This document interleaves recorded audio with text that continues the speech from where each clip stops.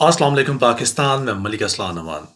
कल जो अदालत उज़्मा में जो मामलात पेश आए मुझे वो आपसे डिस्कस करने हैं। इमरान खान साहब के 120 केसेस की फ़हरिस्त लगी और दरख्वास्त दी गई कि वो केसेस को ख़ारिज किया जाए। अब वो चीज़ें असल उसकी रियलिटी है कि वो आपके साथ मैं शेयर करने जा रहा हूँ। सुप्रीम कोर्ट के रूल्स एंड प्रोसीजर्स बिल पर होने वाली पार्लियामानी कार्रवाई का रिकॉर्ड तलब किया जा चुका है। ये एक दूसरी डेवलपमेंट है, जबकि अटॉर्नी जनरल की जानिब से हुक्म इब्तना वापस लेने की इस्तदा मुस्तरद की गई। केस की समाअत चीफ जस्टिस उमर अता बंदयाल की सरबराही में 8 रुकनी बेंच ने की। समाअत के दौरान चीफ जस्टिस ने रिमार्क्स दिए कि सुप्रीम कोर्ट के जजेस का फैसला अदालत का फैसला है और हर अदारा सुप्रीम कोर्ट के अहकामात पर अमल दरामद का पाबंद है। उन्होंने ये भी रिमार्क्स दिए कि 7 सीनियर जजेस और फुल कोर्ट बनाना सिर्फ और सिर्फ चीफ जस्टिस का इख्तियार है। यानी कि बेसिकली जो काजी फायज ईसा साहब ने एक डेवलपमेंट करने की कोशिश की और सुप्रीम कोर्ट में कुछ जजेस लाने की कोशिश की, ये उसको बेसिकली शट अप कॉल थी। इनडायरेक्टली अगर ये कहें तो बेजाना होगा। फिर उन्होंने बोला कि 7 सीनियर जजेस और फुल कोर्ट बनाने का इख्तियार सिर्फ और सिर्फ चीफ जस्टिस ऑफ पाकिस्तान के जनाबे वाली मुख्तार है, गल्लां वदन नहीं आने। अदालती इस्लाहात के मामले पर सुप्रीम कोर्ट ने तमाम फ्री कैन से तहरीरी जवाब मांगा और समाअत 8 मई तक मुलतवी कर दी। सियासी फ्री कैन इंसाफ नहीं फायदे चाहते हैं। चीफ जस्टिस ने बोला ये तुम लोगों ने इंसाफ इंसाफ की रट लगाई हुई है और जो तुम लोगों ने तमाशा जात खड़े किए हुए हैं, तुम मुझे अब मालूम है कि आप लोग असल में चाहते क्या हैं। जारी बात है, केसेस वापस करवाना चाहते हैं और इन्होंने और से ज़्यादा चाहना भी क्या। इनका जो इनकी जो मंशा है, जो इनकी विल है, जो इनकी इख्तियारात हैं, जो इनकी चाहत है, वो सिर्फ़ और सिर्फ़ इनकी ज़ातियात है। मुल्क और मुल्क पाकिस्तान के अवाम कभी भी इन्होंने मलहूज़े ख़ातर में नहीं लाए। फिर समाअत के आगाज़ पर दरख्वास्त गुजार तारिक रहीम ने दलाइल दी कि अदालती इस्लाहात पर कानून बिल का हिस्सा बन चुका है, जिस पर चीफ जस्टिस ने रिमार्क्स दिए कि गुज़श्ता हुक्मनामा बुरी नौयत का था। जमहूरियत आइन के अहम खदोखाल में से है। आज़ाद अदलिया और वफाक भी आइन के अहम खदोखाल में से है। देखना यह कि अदलिया का जज़ो तब्दील हो सकता है। अदलिया की आज़ादी बुनियादी हक है। अदलिया की आज़ादी के हवाले से यह मकसद मुनफरद नौयत का है। चीफ जस्टिस ने रिमार्क दिए कि मुकदमे पर फ्री कैन से संजीदा बहस की तवक्को है। लार्जर बेंच को बेहतरीन मावनत फराम करनी होगी। सुप्रीम कोर्ट ने अदालती इस्लाहात के मामले पर तमाम फ्री कैन से तहरीरी जवाब मांग ली, जबकि supreme court rules and procedure bill पर पार्लिमानी कार्रवाई का रिकॉर्ड भी तलब किया है। जनाबे वाला गाली थे वाकई वादी पई और मामला बहुत संगीन होने जा रहे हैं। फिर अदालत ने कामा कमेटी में होने वाली बहस का रिकॉर्ड भी तलब किया है। जो तमाशे खड़े किए गए ना वहाँ पे, कामा कमेटी का भी एक अपना ही मसला है, लेकिन उसको बाद में डिस्कस करते हैं। चीफ जस्टिस ने रिमार्क्स दी कि इल्ज़ाम है कि मुल्क की तारीख में पहली मरतबा इनके बुनियादी जज्ब की कानून साजी के जरिए खिलाफ वर्जी की गई। सुप्रीम कोर्ट ने सियासी जमातों और वकलात तंजीमों से 8 मई तक जवाब तलब कर लिया। चीफ जस्टिस ने रिमार्क्स दिए कि पाकिस्तान बार ने हमेशा आइन और अदलिया की लड़ाई लड़ी। चीफ जस्टिस ने रिमार्क्स दिए कि पाकिस्तान में सियासत ने तमाम अदालती कार्रवाई को आलूदा कर दिया और इसमें कोई शक नहीं है, इसमें कोई दो राह नहीं है। सियासी फ्रीकैन ने इंसाफ नहीं फायदे चाहे। उन्होंने रिमार्क्स दिए कि सियासी लोग इंसाफ नहीं मनपसंद फैसले चाहते हैं। और सीनियर जजेस से मुतालिक बार काउंसिल के दलाइल पर चीफ जस्टिस ने रिमार्क्स दिए कि जहां यहाँ पर जितने भी जजेस हैं उनकी अपनी सोच और किसी तौर पर भी उनकी सोच पर उस बुनियाद पर कदगन नहीं लगाई जा सकती कि वो दरख्वास्त गुजार के खिलाफ फैसला देंगे। इन्होंने बोला कि जो तुम लोगों ने तमाशा बर्पा किया हुआ ना, शटअप। इन सिंपल वर्ड्स, सादा अल्फाज में उन्होंने शटअप की कॉल दी है। फिर चीफ जस्टिस ने और भी बड़ी बातें की हैं। उन्होंने बेंचों की तश्कील का इख्तियार अपने आप को बोला। हसन रजा पाशा ने मुतालबा किया कि चारों सूबों के बार काउंसिल्स को भी फरीक बनाया जाए, जिसके बाद उन्होंने रिमार्क्स दी चीफ जस्टिस ने कि पहला कानून मंजूर हुआ जिस पर सुप्रीम कोर्ट पर तहफ़्फ़ुज़ात ज़ाहिर किए जा रहे हैं। ज़ाहिर बात है, इस मुल्क के पाकिस्तान में इससे पहले सुप्रीम कोर्ट ने डंडा भी तो नहीं फेरा किसी को, और अगर डंडा नहीं फेरा तो ज़ाहिर बात है इनको बैठने की ज़रूरत भी नहीं पेश आई। चूँकि अब झुर्लू फिरा है, डंडा फिरा है, और जब इनके ऊपर शिकंजा टाइट होने की नौबत आई है तो तब इन्हें ओ हो पार्लियामेंट, पार्लियामेंट मुकद्दस। ये कौन से पार्लियामेंट की आप बात करते हैं हजूर वाला? ये वो पार्लियामेंट है जहाँ पे अपोजिशन नाम की चीज़ नहीं है? क्या ये वो पार्लियामेंट है जहाँ पे अपोजिशन के नाम पर कठपुतलियाँ बिठाई गई हैं? अगर मैं ये कहूँ तो बेजा ना होगा। पार्लियामेंट इस वक्त मछली मंडी के बाजार की इस वक्त नौयत बना हुआ है। पार्लियामेंट का जो तकद्दुस है वो ना सिर्फ पामाल हुआ है बल्कि तार तार किया गया है। इरादतन या गैर इरादी तौर पर कहें वो एक अलग बहस है, उसमें मुझे अभी नहीं पढ़ना। पाशा साहब ने कहा कि मुनासिब होगा इस मुकदमे में फुल कोर्ट तश्कील देंगे। इस पर भी शटअप कॉल। उन्होंने बोला 3 बंदे सुने, फुल कोर्ट सुनेंगे, मैं सुनूं, ये मुझ पर है। आप कौन होते हैं मुझ पर फैसला थोपने वाले? खैर, ताजर ने कहा कि अदालत बेंच बढ़ाने पर गौर करे और चीफ जस्टिस ने कहा नोप, बेंच की तरात कम भी की जा सकती है, आप ज़रा की बातें कर रहे हैं। खैर एनीवे, बाकी इमरान खान साहब के मुकदमे की बात की जाए तो 121 केसेस से रिलेटेड उनका एक मुकदमा था और उसमें वो कोर्ट में पेश हुए हैं। एक बुरी बात ये वहाँ पे एक उनको धक्कम पेल के दौरान उनका जो ज़ख्म है वो दुख गया, उन्हें हॉस्पिटल एडमिट करना पड़ा, अल्लाह उन्हें सेहत दे। लेकिन इन द मीनवाइल उनका केस भी बड़ा मज़े का था। उन्होंने इमरान खान को तमाम मुकदमात में शामिल तफ्तीश होने का हुक्म दिया गया है हाई कोर्ट की जानब से। 5 रुकनी बेंच ने हुक्म में कहा कि इमरान खान जुम्मे को 2 बजे पुलिस तफ्तीश में शामिल और पंजाब हुकूमत तफ्तीश मुकम्मल करके 8 मई तक रिपोर्ट अदालत में जमा करवा। इमरान खान के वकील ने कहा कि हम जुम्मे को शामिल तफ्तीश हो जाएंगे।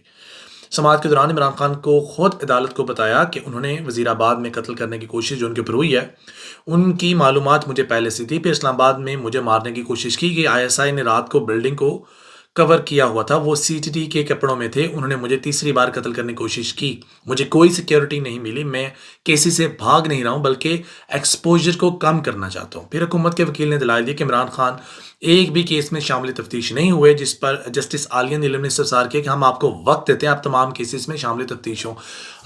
जस्टिस जो हमारी आलिया हैं, मेरी उनसे भी रिक्वेस्ट है, is it possible to appear in all courts in 121 cases without missing your hearing? It's quite impossible as far as I am aware of it. जो मामलात हैं वो इतने ईजी नहीं है। 121 केसेस के अंदर अगर आप एक एक दफ़ा भी शामिल तफ्तीशों और रोज़ाना की बुनियादों पर रखें, फिर भी 4 माह से कम का अरसा रिक्वायर्ड नहीं है, इससे ज़्यादा का अरसा रिक्वायर्ड है। तो दिस इज़ क्वाइट इम्पॉसिबल। लेकिन एनीवे फिर ये तमाम तर मामला तो हुए, लेकिन दूसरी जानिब एक और बड़ी मज़े की बात हुई है कि क्या कहें इनको, सियासी तनाव को कम करने के लिए वज़ीर आज़म शहबाज शरीफ ने आर्मी चीफ और DG ISI को अहम मुलाकात की और अहम मुल्की अमूर पर तबादला ख्याल किया। ये खबर इतनी बड़ी है जिसकी नज़ीर नहीं मिलती। अब मामला ये हैं कि जो हुकूमत वक्त है वो सुप्रीम कोर्ट को नैरो डाउन करना चाहती है और वो एतमाद में इदारों को लेना चाहती है, और ज़राए का ये कहना है इसलिए ये कॉन्फ्रेंस बुलाई गई और इनका मकसद कतन भी सियासी तनाव को कम करना नहीं था। अगर इनका मकसद सियासी तनाव को कम करना होता तो मामलात आज ऐसे ना होते, मामलात इस तरह ना होते कि असम्बलियों की तहलील और इलेक्शन की तारीख पर दोनों फ़रीक़ैन में इत्तफाक हो चुका होता है। अनफॉर्चुनेटली इत्तफाक नहीं हुआ और तहरीक इंसाफ अपना तहरीरी मौक़िफ़ सुप्रीम कोर्ट के सामने रखेंगे और गुजारिश करेंगे कि 14 मई को ही इलेक्शन करवाएं। उसकी वजह यह कि हुकूमत संजीदा नहीं है। हुकूमत किसी भी सूरत में इलेक्शंस करवाने पर संजीदा नहीं, जिसकी हालिया मिसाल जो बयानात ख्वाजा आसिफ साहब की जानब से हैं और दीगर लोगों की जानब से हैं। अब ख्वाजा आसिफ साहब ने बड़ी अजीब अजीब बातें की हैं। जब आपने कमेटी के ऊपर जोर डाला, प्रेशर डाला, सुप्रीम कोर्ट के ऊपर प्रेशर डाला, जब आपने देखा कि आपका जो प्रेशर है वो सुप्रीम कोर्ट ऑफ पाकिस्तान ने नहीं उठाया, तो ख्वाजा आसिफ साहब ने वहाँ पर क्या बोला?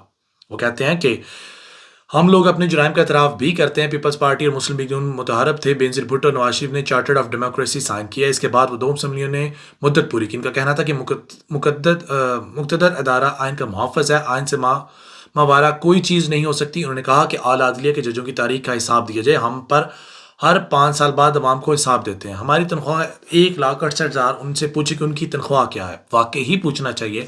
और जिन जजेस को एक्स्ट्रा मरात मिली हैं किसी पार्टी को सपोर्ट करने के सिलसिले में, उनको भी पूछना चाहिए। जो करप्शन के जो केसेस हैं, वो जो रेफरेंसेस दायर किए गए थे, उस बारे में भी सवालात होने चाहिए। लेकिन माजरत के साथ आप ही की पार्टी ने वो रेफरेंसेस वापस ले लिए। इसके हालिया दिनों की अगर मैं मिसाल बोलूँ तो चलें छोड़ें, बोलने से क्या फ़र्क पड़ता है आपको। जस्टिस काजी फाजिसा की बात करेंगे, वो आपकी जो पुशल पे पाँव आ जाएगा, आपकी दुखती रग छिड़ जाएगी, फिर आपको गुस्सा आएगा, फिर आप लोग ऐसे काम करेंगे जो आपको नहीं करने चाहिए। आइन चिकनी करने वालों को बुलाएं, पार्लियामेंट हथियार नहीं डालेगी, पार्लियामेंट वज़ीर आज़म को बलि का बकरा नहीं चढ़ाने देगी। उन्होंने जोर देकर कहा कि कमेटी बनाए और जजों पर मुकदमे हो, चाहे वो जिंदा हैं या मर गए। वाओ! और भी बहुत से लोगों पर मुकदमे होने चाहिए और भी लोगों को कटहरे में लाना चाहिए। जजेस ही क्यों? नई नस्ल को पता चले कि इनकी क्या औकात है। Well done. ख्वाजा आसिफ का कहना, ख्वाजा आसिफ साहब वही हैं जिनके खिलाफ इदारों से रिलेटेड बगावत पर एक ऐसा मुकदमा हुआ था और ऐसी FIR लॉन्च हुई थी, लेकिन बाद में सुलह सफाई हो गई। तो आज ख्वाजा साहब के ऐसे बयानात आ रहे हैं जिसको हम इग्नोर नहीं कर सकते। यानी कि मफाहमत की सियासत है, नज़रिया ज़रूरत की सियासत है, इसको दफन हो जाना चाहिए। सियासत ने इस मुल्क पाकिस्तान का जनाबे वाला भट्ठा बिठा कर रख दिया, बेड़ा गर्क कर कर रख दिया। फिर वो कहते हैं 1947 से लेकर अब तक उन्होंने क्या गुल खिलाए। जितने हमले उन्होंने किए हैं पार्लियामेंट ने नहीं किए। उन्होंने कहा कि अपनी माजी की गलतियों पर हम सब माफ़ी मांगते हैं, उन्हें भी माफ़ी मांगने दें। जनाबे वाला ये तमाम तर हकायक हैं। इसके अलावा औरिया मकबूल जान साहब के बारे में बहुत ज़्यादा कंट्रडिक्शन सामने आ रही हैं। औरिया मकबूल जान को कटहरे में लाने की कोशिश की जा रही है। औरिया मकबूल जान के ऊपर इल्ज़ाम लगाए जा रहे हैं। ना सिर्फ औलिया मकबूल जान के ऊपर इल्ज़ामात लगाए जा रहे हैं, बल्कि उनके ऊपर जो मरात हैं, ज़ाहिर बात है उनका ब्यूरोक्रेटिक बैकग्राउंड है। ना सिर्फ उसको बोला जा रहा है कि इनकी मरात को कैंसल किया जाए, इनकी मरात को ख़त्म किया जाए, यानी जो बंदा सच बोले, आईना दिखाए, वो आपको कभी भी सूटेबल नहीं है। ये तो लिखी पड़ी बात है और इसमें किसी भी किस्म की दो आरा नहीं है, ये तो सब जानते हैं। इस मुल्क पाकिस्तान में बच्चा जानता है कि औलिया मकबूल जान साहब एक क्रेडिबल शख्सियत है। जब इमरान खान साहब की अपनी हुकूमत थी, इसके बावजूद उन्होंने उनके ऊपर जुमले कसे, उनको आईना दिखाया।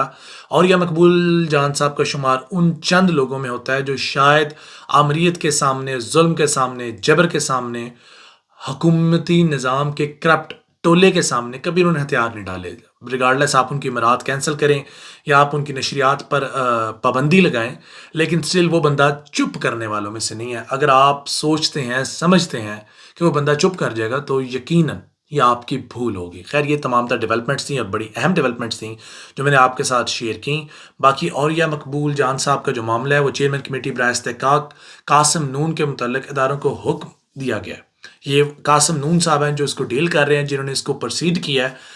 अल्लाह कासिम नून साहब को हिदायत दे और अल्लाह मुझे भी हिदायत दे और अल्लाह सामईन को भी अक्ल दे, शऊर दे, ताकि हम कीमे वाले नान के पीछे, बर्गर के पीछे, बिरयानी के पीछे लगकर अपने मुल्क पाकिस्तान के मुस्तकबिल को दाव पे ना लगाएं।